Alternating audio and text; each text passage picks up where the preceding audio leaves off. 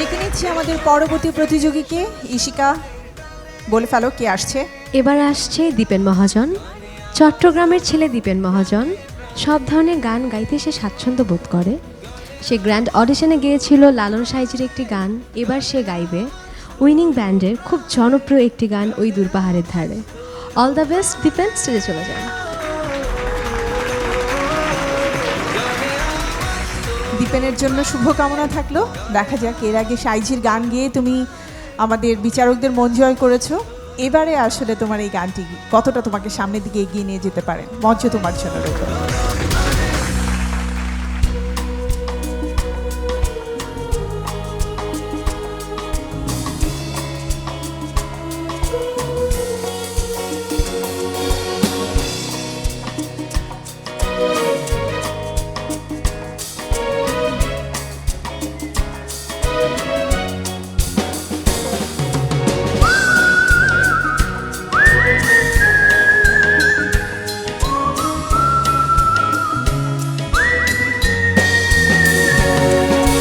দূর পাহাড়ের ধারে দিগন্তেরই কাছে নিঃসঙ্গ বসে একটি মেয়ে গাইছে আপন সুরে, আপন সুরে, আপন সুরে। ওই দূর পাহাড়ের ধারে দিগন্তেরই কাছে নিঃসঙ্গ বসে একটি মেয়ে গাইছে আপন সুরে, আপন সুরে, আপন সুরে।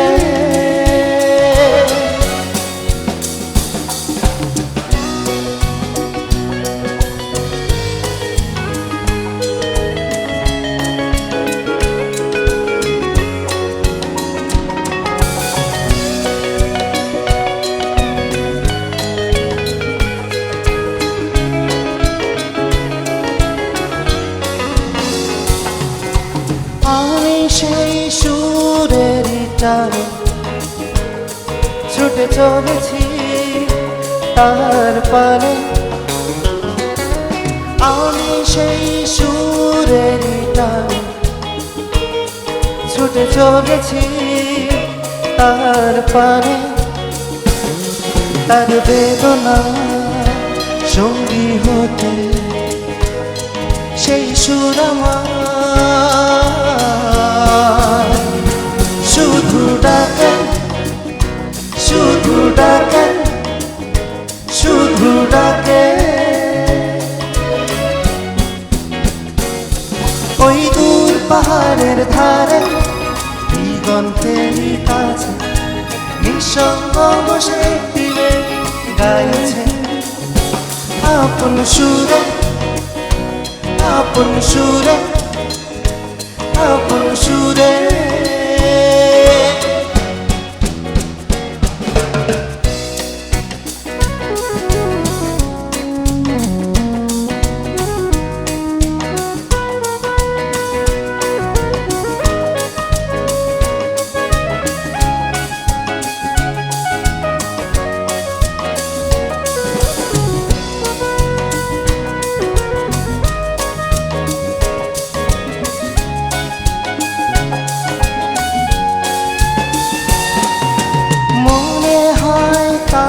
সেই সুরে কত বেদনা আছে লুকিয়ে,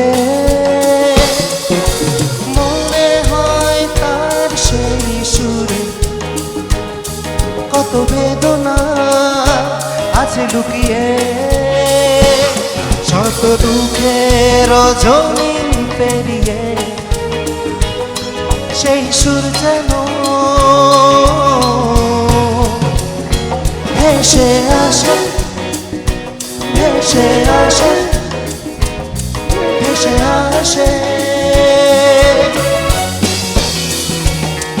ওই দূর পাহাড়ের ধারে দিগন্তেরই কাছে নিঃসঙ্গ বসে দিলে গাইছে আপন সুরে, আপন সুরে, আপন সুরে।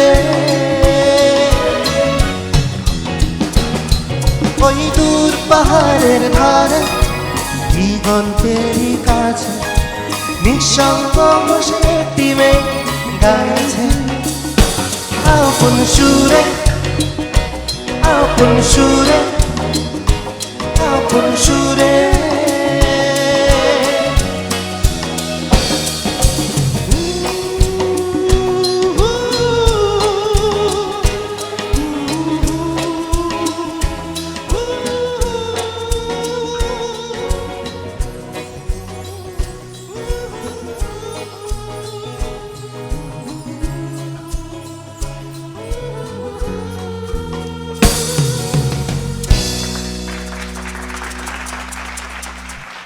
মিন্টু স্যার, তুমি কি মিষ্টি খাও নাকি খুব?